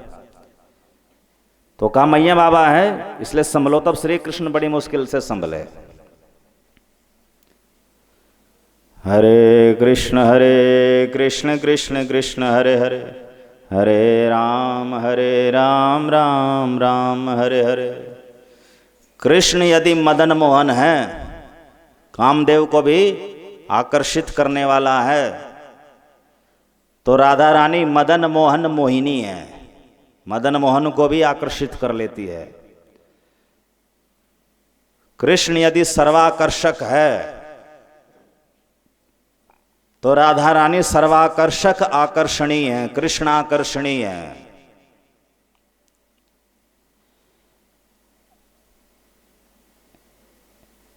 हे रुक्मिणी, हे सत्यभामा, यद्यपि मैं कृष्ण की माता हूं, बलराम की माता हूं, कृष्ण की माता हूं, एक ही बात है। और माता को अपने संतान के प्रेम के विषय में चर्चा नहीं करनी चाहिए, किंतु कृष्ण का प्रेम है इतना उदात्त, इतना शुद्ध, इतना पवित्र, गोपियों का कृष्ण का प्रेम है इतना पवित्र कि एक मां भी यदि उसकी चर्चा करे तो कोई अनुचित नहीं। एक बार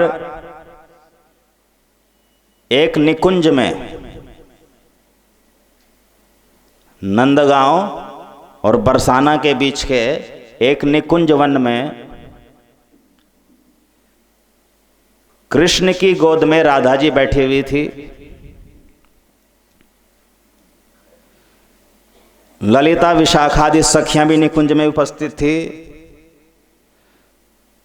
और कृष्ण का प्रिय नर्म सखा मधुमंगल भी वहां पर था।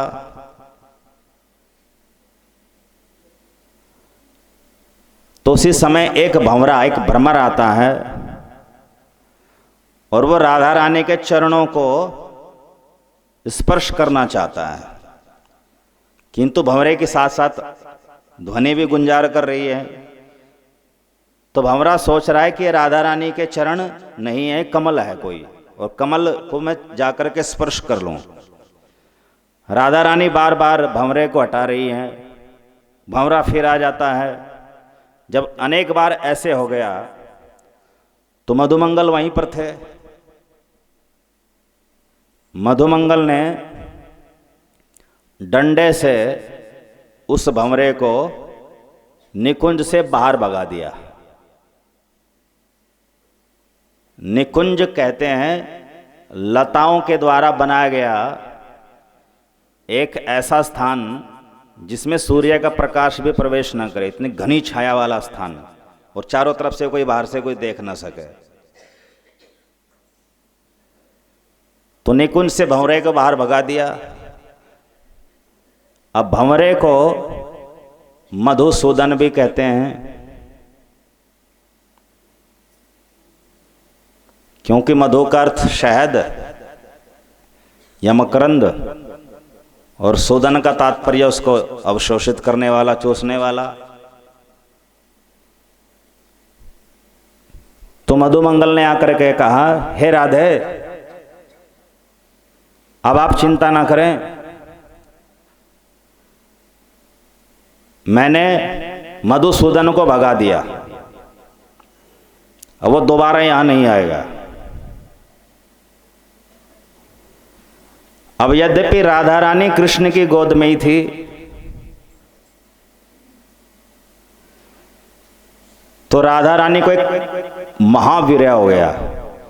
हे कृष्ण, आप मुझे छोड़कर कहां चले गए? मैं आपके बिना जीवित नहीं रह सकती। हे कृष्ण, मत जाओ मुझे छोड़ करके। अब यद्यपि वो कृष्ण की ही गोद में बैठी थी, ललिता सखी आदि सखियां भी वहीं पर थी, मधुमंगल भी वहीं था, किंतु राधा जी का जो प्रेम है वो देखिए, इसको कहते हैं महाभाव। मादानाख्य महाभाव का परिभाषा बता रहे हैं कि कृष्ण के सानिध्य में है, कृष्ण के स्पर्श में है, और कह रही है, हे कृष्ण, आप मुझे छोड़ करके मत जाओ। हे कृष्ण, मैं आपके बिना जीवित नहीं रह सकती, मैं प्राण धारण नहीं कर सकती। और ये कह करके रो रो करके राधा रानी मूर्छित हो गई, कृष्ण की गोद में भी। अब राधा रानी की ऐसी स्थिति देख करके कृष्ण भी रो रो करके अपने सारे वस्त्र तर कर दिए, दोनों के नेत्रों से अश्रु प्रवाहित होने लगा। उस अश्रु से एक सरोवर बन गया, प्रेम सरोवर, जो नंदगांव बरसाने के बीच में है, गाजीपुर गांव में। अब कृष्ण भी विरह के कारण राधा जी के साथ होते हुए वो भी मूर्छित हो गए। बुद्धि हिला देने वाला प्रेम है राधा कृष्ण का, कोई ये मत समझे कि साधारण स्त्री पुरुष वाला है। साथ साथ बैठे मूर्छित हो गए। अब प्रिया प्रीतम को, राधा कृष्ण को ऐसे रोता देख करके, जो उनके सुख में सुखी हैं, उनके दुख में दुखी हैं, ललिता विशाखा देवी रो रो करके अचेत हो गई।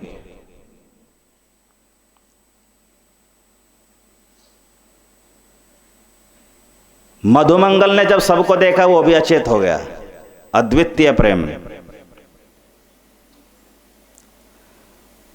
अब राधा रानी की एक शुक और एक सारिका, ये दो पक्षी हैं राधा रानी के पालतू पक्षी। एक का नाम है शुक और एक का सारिका। तो सारिका ने राधा राधा राधा राधा राधा राधा राधा राधा, और शुक ने कृष्ण कृष्ण कृष्ण कृष्ण कृष्ण कृष्ण कृष्ण कृष्ण। जब दिव्य ध्वनि उत्पन्न करी, तो कृष्ण ध्वनि राधा रानी के कान में प्रविष्ट हुई, और राधा ध्वनि कृष्ण के कान में प्रविष्ट हुई, तो दोनों की मूर्छा भंग हो गई। कृष्ण और राधा में प्राण बसते हैं, ललिता सखी और विशाखा सखी आदि सखियों का उनमें प्राण बसता है। तो तत्काल वो भी चेतनावान हो गई, मधुमंगल भी चेतना में आ गया। अब श्री कृष्ण विचार करने लगे कि ये राधा विचित्र है। जब मैं इसके समीप होता हूं तो इसे मेरा विरह लगता है, और जब मैं इससे दूर होता हूं तो तमाल के वृक्ष जो मेरे जैसे रंग वाले हैं, आभा वाले हैं, उनको देख करके ये कृष्ण समझ बैठती हैं, उनसे जाकर के लिपटती हैं, उनसे बात करती हैं वृक्षों से। जब ये यमुना को देखती है, नीले बादलों को देखती है, तो उनको कृष्ण समझ करके बात करने लगती है, मुस्कुराती है, हंसती है। तो मेरे विरह में ये मेरी अनुभूति, मेरे विरह में मेरी प्रत्यक्ष अनुभूति से अनुभव होती है और मेरे सानिध्य में इसको विरह अनुभव होता है, जिसको मैं भी कोई, मेरे पास भी कोई समाधान नहीं है। तो जब ये मेरे अंग संग है, उस समय भी इसको मेरा विरह है, तो मैं इसको कैसे दूर करूं? इससे अच्छा तो विरह भला, इसलिए मैं ये ब्रज छोड़ करके चला जाऊंगा।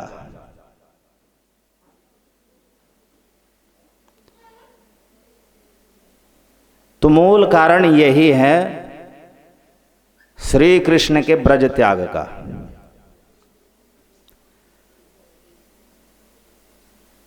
और राधा रानी का जो भाव है, इस प्रेम का नाम है महाभाव। क्या है? मादनाख्य महाभाव। कृष्ण प्रेम की अनेक अवस्थाएं होती हैं। सबसे प्रारंभिक अवस्था होती है रति, कृष्ण रति। ये एक साधक जीव में भी आ सकती है, आप सब में भी आ सकती है। दूसरी अवस्था होती है कृष्ण प्रीति या कृष्ण प्रेम। ये भी एक जीव में आ सकती है। तो एक जीवात्मा में यहीं तक दूसरे स्तर तक का ही प्रेम रहता है। इसके ऊपर परिणय अवस्था है, मान अवस्था है, स्नेह अवस्था है। ये सब कृष्ण प्रेम की प्रगाढ़तम अवस्थाएं हैं, ये जीवात्माओं में नहीं आती। उसके ऊपर राग अवस्था है, फिर उसके ऊपर अनुराग अवस्था है, और फिर सबसे ऊपर महाभाव अवस्था है। तो प्रेम से ऊपर के जो कृष्ण प्रेम की अवस्थाएं हैं, ये जीवात्माओं में दृष्टिगोचर नहीं होती। ये स्वरूप शक्ति के जो अंश होते हैं, रागात्मिक का परिकर, उन्हीं में दृष्टिगोचर होती हैं अवस्थाएं। तो रुक्मिणी आदि जो महिषियां हैं, उनमें अनुराग की अंतिम सीमा तक का प्रेम है। सीता जी में मध्यवर्ती सीमा अनुराग की, लक्ष्मी जी में अनुराग की आरंभिक सीमा, गोपियों में महाभाव अवस्था। अब ये महाभाव भी दो प्रकार के होते हैं, रूढ़ महाभाव, अधिरूढ़ महाभाव। तो अधिरूढ़ महाभाव राधा कृष्ण में होता है, रूढ़ महाभाव अन्य गोपियों में होता है। अब ये जो अधिरूढ़ महाभाव है, ये मोदन और मादन दो प्रकार का होता है। अधिरूढ़ महाभाव मोदन और मादन दो प्रकार का होता है। अब जो मोदन है, इसकी विरह अवस्था का नाम मोहन है, मोहन। तो मादन सर्वोपरि प्रेम की पराकाष्ठा है। तो राधा रानी का जो स्वरूप है वो मादनाख्य महाभाव वाला है। तो इस मादनाख्य महाभाव का लक्षण क्या है कि श्री कृष्ण के सानिध्य में विरह होता है और विरह में सानिध्य होता है। तो ये जीवात्माओं की बुद्धि से परे की बात है। हरे कृष्ण कृष्ण कृष्ण हरे हरे, हरे राम राम राम हरे हरे। तो श्री कृष्ण ने विचार किया कि जब राधा जी को मेरे विरह में ही सानिध्य मिलता है, तो मैं ब्रज को छोड़ करके मथुरा और मथुरा से द्वारका जा करके बस जाऊंगा। तो श्री कृष्ण की यही अंतरंग इच्छा श्री कृष्ण के ब्रज का त्याग का कारण बनी। तो राधा जी के प्रीति संपादन के लिए ही श्री कृष्ण ने ब्रज छोड़ा था। हरे कृष्ण कृष्ण कृष्ण हरे हरे, हरे राम राम राम हरे हरे। अब जिस समय माता रोहिणी ने ये कृष्ण प्रेम कथा, ब्रज प्रेम कथा आरंभ की थी। श्री कृष्ण उस समय द्वारका की सुधर्मा सभा में बैठे थे। मंत्रणा चल रही थी किसी राजनीतिक विषय पर। श्री कृष्ण है सर्वज्ञ। उन्होंने देखा कि माता रोहिणी मेरी ब्रज कथा सुना रही है, तो मुझे भी सुनना चाहिए। तो श्री कृष्ण को भी अपनी कथा सुनने का लोभ रहता है, क्योंकि वो श्री कृष्ण के प्रिय परिकरों की कथा होती है। यही कारण है गोलोक में भी श्री कृष्ण भूलोक की ब्रज लीलाएं सुनते हैं। तो श्री कृष्ण तत्काल जो कुछ बहाना बना करके वहां से उठ लिए थे सुधर्मा सभा से। बलराम जी ने देखा कृष्ण कहीं जा रहा है, तो बलराम जी भी पीछे पीछे चल दिए। अब कृष्ण तो जाकर के, कृष्ण और बलराम ने देखा कि द्वार पर तो सुभद्रा बैठी हैं, द्वार पर तो सुभद्रा बैठी हैं। सुभद्रा ने कहा भैया भीतर नहीं जा सकते, माता रोहिणी की आज्ञा है। माता रोहिणी ब्रज कथा सुना रही हैं, तो कथा में विघ्न उपस्थित ना हो, क्योंकि पहले पद्मावती आ गई थी, कथा में विघ्न उपस्थित कर दिया था, इसलिए माता रोहिणी ने मुझे यहाँ पर सेवा दी है। तो कृष्ण बलराम ने कहा ठीक है बहन, माता की आज्ञा है, तो हम भी तो ब्रज कथा सुनने के लोभ से यहाँ आए हैं, इसलिए हम भी सुनेंगे हमारे विषय में क्या क्या कथा हो रही है। अब कृष्ण बैठ गए किधर, इस तरफ बाईं ओर, बलराम जी बैठ गए उधर दाईं ओर, सुभद्रा जी बीच में बैठी थी। और जो जो भी मैंने तो अति संक्षेप में बताया है ब्रज प्रेम का महात्म्य, विस्तार से तो मैं ब्रज में ही सुनाऊंगा, भागवत के 10वें स्कंद में सुन ही रहे हैं। तो एक तरफ कृष्ण, दूसरी तरफ बलराम, बीच में सुभद्रा जी बैठ करके सुन रहे थे, द्वार पर ही बैठ करके, क्योंकि भीतर नहीं जाना था, किसी के जाने से कथा में विघ्न होता है। ये बात अगर हमारे श्रोता समझ जाएं तो कथा में विघ्न ही ना हो। हमारे श्रोता क्या सोचते हैं कि कथा शुरू हो गई, 1 घंटा हो गया, अब चलेंगे बीच में ताकि गुरु जी को दिखाई दे कि हम आए हैं। अब उनको पता नहीं कि इससे कथा में विघ्न होता, रस में भंग पड़ता है। और कई बार श्रोता बीच में भी उठ के चलते हैं, उससे भी कथा में विघ्न होता है। हरे कृष्ण कृष्ण कृष्ण हरे हरे, हरे राम राम राम हरे हरे।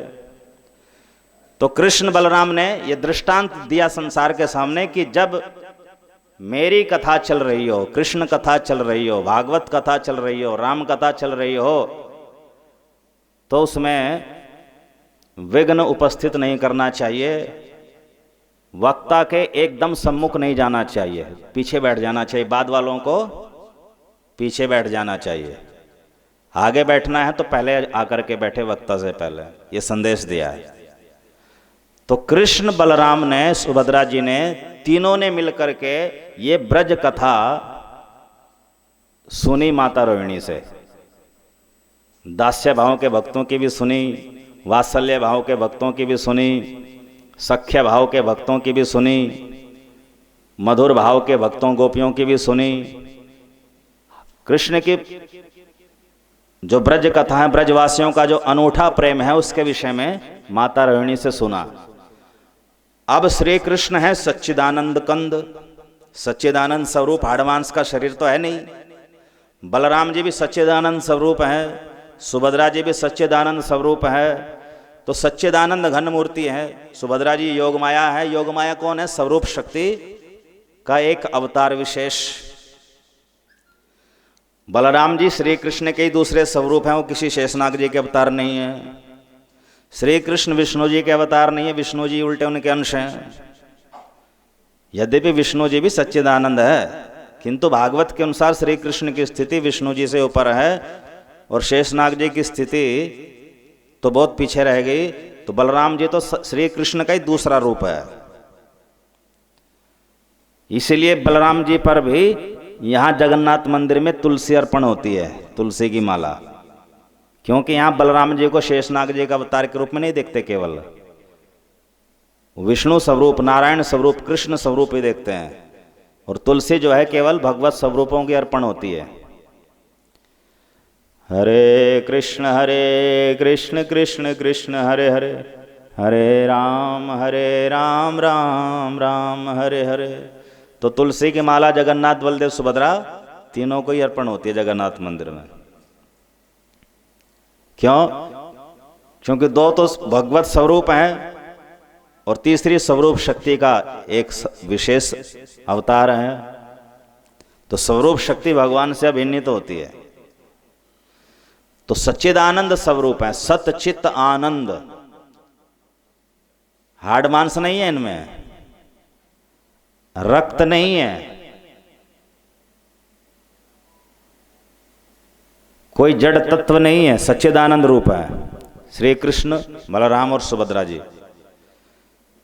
तो जैसे जैसे ब्रज कथा सुनते गए, ब्रजवासियों की प्रेम कथा सुनते गए, तो पहले तो कृष्ण, बलराम और सुभद्रा जी का हृदय द्रवित हुआ। हृदय द्रवित होने का अर्थ उनको रोना आ रहा था। ब्रजवासियों का अनूठा प्रेम, उनकी भक्ति के विषय में सुनकर के। अब अन्य स्थानों पर तो कृष्ण बलराम मूर्छित ही होते थे ब्रजवासियों को स्मरण करके, किंतु इस बार श्री कृष्ण मूर्छित नहीं हुए। तो श्री कृष्ण का पहले हृदय द्रवित हुआ, उसके बाद पूरा शरीर द्रवित होने लगा। जैसे मोम धूप में रख दो और वो पिघलने लगता है, तो ऐसे तो नहीं पिघला कि एकदम लिक्विड हो जाए। तो श्री कृष्ण का जो शरीर है वो पिघलने लगा ब्रज कथा सुन करके। उनकी आंखें विस्फारित हो गई, बड़ी बड़ी हो गई, मुख फैल गया, हाथ शरीर में घुसने लगे, पंजे विलुप्त हो गए, हाथ के पंजे विलुप्त हो गए, चरण जो है वो भी शरीर में प्रवेश कर गए। अपने भ्राता कृष्ण की ऐसी दशा देख करके बलराम जी की भी यह स्थिति हो गई, और दोनों भाइयों को प्राण तुल्य प्रेम करने वाली सुभद्रा की भी उनको देख करके यही स्थिति हो गई। तो तीनों प्रकट हुए इस अद्भुत स्वरूप में, जिसे कहते हैं जगन्नाथ, बलदेव, सुभद्रा।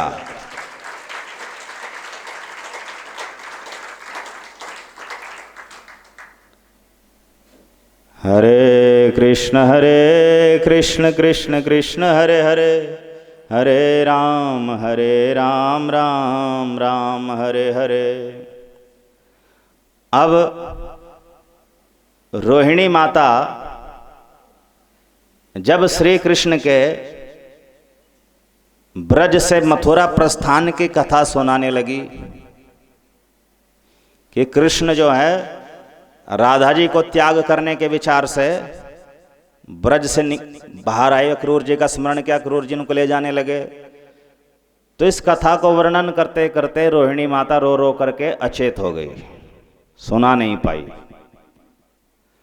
अब माता जब अचेत हो गई तो कथा बीच में रुक गई। देवर्षि नारद भीतर कथा भी सुन रहे थे, घूम घूम करके बाहर द्वार पर भी देख रहे थे। कृष्ण, बलराम और सुभद्रा बैठ करके छुप करके सुन रहे हैं। तो देवर्षि नारद ने कृष्ण, बलराम, सुभद्रा का ये जगन्नाथ, बलदेव, सुभद्रा वाला स्वरूप का दर्शन किया, साक्षी बने उसके। और भीतर जब माता रोहिणी अचेत हो गई, मूर्छित हो गई, कथा रुक गई। कथा जैसे ही बीच में रुकी तो कृष्ण, बलराम, सुभद्रा अपने वास्तविक रूप में पहले की तरह पूर्ववत हो गए। कृष्ण, बलराम और सुभद्रा ही हो गए जैसे पहले थे। अब वे कृष्ण, बलराम, सुभद्रा भीतर भवन में गए। माता मूर्छित पड़ी थी। देवर्षि नारद श्री कृष्ण को देख करके झेंप गए, आत्मग्लानि सी हो गई।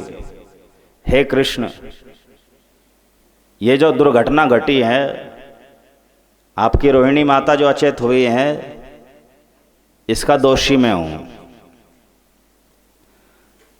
मैंने ही आकर के रुक्मिणी, सत्यभामा आदि पट्ट महिषियों के सामने कुछ कहा था। फिर रुक्मिणी सत्यभामा ने रोहिणी देवी से कुछ पूछा था। अब रोहिणी जी ने उस प्रश्न के उत्तर में आपकी ब्रज कथा सुनानी शुरू कर दी, ब्रज लीलाएं सुनानी शुरू कर दी। और उस ब्रज लीला में जब आपने ब्रज का त्याग किया, मथुरा के लिए प्रस्थान किया, तो उस वृत्तांत का वर्णन करते करते ये मूर्छित हो गई। हे प्रभु, आपकी माता का दोषी मैं हूं। रुक्मिणी सत्यभामा तो कुछ बोल ही नहीं पा रही थी, क्या कहें कृष्ण को।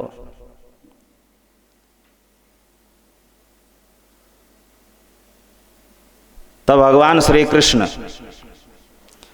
कुछ समय गंभीर हो गए, कुछ समय के लिए गंभीर हो गए। तो श्री कृष्ण की गंभीरता को देख करके नारद जी, रुक्मिणी सत्यभामा आदि सब भयभीत हो गए। अगले क्षण श्री कृष्ण ने कहा, हां देवर्षि, इस घटना के कारण आप हो, इसलिए मैं आपसे अति प्रसन्न हूं। मैं आपसे अति प्रसन्न हूं, मुझसे वर मांगिए। अब नारद जी प्रसन्न हो गए, रुक्मिणी सत्यभामा प्रसन्न हो गई। तो नारद जी ने कहा, प्रभु, मैंने अभी अभी आप तीनों का जो स्वरूप दर्शन किया था, वो आपका प्रेम विगलित स्वरूप है। ब्रजवासियों के अनूठे प्रेम के विषय में सुन करके आपका जो स्वरूप बना था तीनों का, मेरी इच्छा है कि आपके इस स्वरूप को सारा संसार जाने। आपका ये स्वरूप किसी विशेष स्थान पर, किसी विशेष मंदिर में प्रतिष्ठित हो, सारा संसार आपके स्वरूप का दर्शन करे, बस मेरी यही कामना है। भगवान श्री कृष्ण ने कहा, तथास्तु, ऐसा ही होगा। उत्कल प्रदेश में, उड्र देश में, दो नाम है उड़ीसा के, उत्कल प्रदेश में या उड्र प्रदेश में, नीलाद्रि पर्वत पर मैं इसी स्वरूप में प्रतिष्ठित होऊंगा। मेरा विग्रह दारू विग्रह होगा, दारू अर्थात लकड़ी का, दारू ब्रह्म। मैं दारू ब्रह्म के नाम से विख्यात होऊंगा। मेरे इस स्वरूप का दर्शन सब करेंगे, क्योंकि मैं प्रेम विगलित, मेरा विग्रह प्रेम विगलित होगा। इसलिए मैं शास्त्रों के नियमों में बंध करके भी नहीं बंधूंगा, मर्यादाओं में बंध करके भी नहीं बंधूंगा। मैं प्रतिवर्ष अपने मंदिर से बाहर भी निकलूंगा, मेरी रथ यात्रा भी मनाई जाएगी। जो लोग मेरे मंदिर में नहीं आते, उनको भी मेरा दर्शन मिला करेगा। मैं पुरुषोत्तम क्षेत्र में नीलाद्रि पर निवास करूंगा। हरे कृष्ण कृष्ण कृष्ण हरे हरे, हरे राम राम राम हरे हरे। तो बृहद भागवतामृत की इस अति संक्षिप्त कथा से यह निष्कर्ष निकलता है कि श्री कृष्ण के परम प्रिय हैं ब्रजवासी। उन ब्रजवासियों में भी श्री कृष्ण की परम प्रिय है राधा रानी। तो अगर कोई कहे श्री कृष्ण के परम प्रिय भक्त कौन, तो एक ही उत्तर निकलता है, राधा रानी, जो उन्हीं की हलादनी शक्ति है। और इस प्रकार देवर्षि नारद के श्री कृष्ण के सर्वोत्तम भक्त की खोज के उत्तर में रहस्य निकल करके आया कि जगन्नाथ बलदेव सुभद्रा जी के विग्रह अपूर्ण क्यों हैं। तो ये विग्रह अपूर्ण इसलिए हैं क्योंकि श्री कृष्ण ब्रज कथा सुन करके प्रेम से विगलित हो गए थे, पिघल गए थे। तो ये श्री कृष्ण का एक रूप विशेष है। देवर्षि नारद इसके साक्षी बने थे, इसलिए उसी प्रेम विगलित स्वरूप को यहाँ नीलाद्रि पर जगन्नाथ बलदेव सुभद्रा के रूप में जाना जाता है। जगन्नाथ बलदेव सुभद्रा महारानी की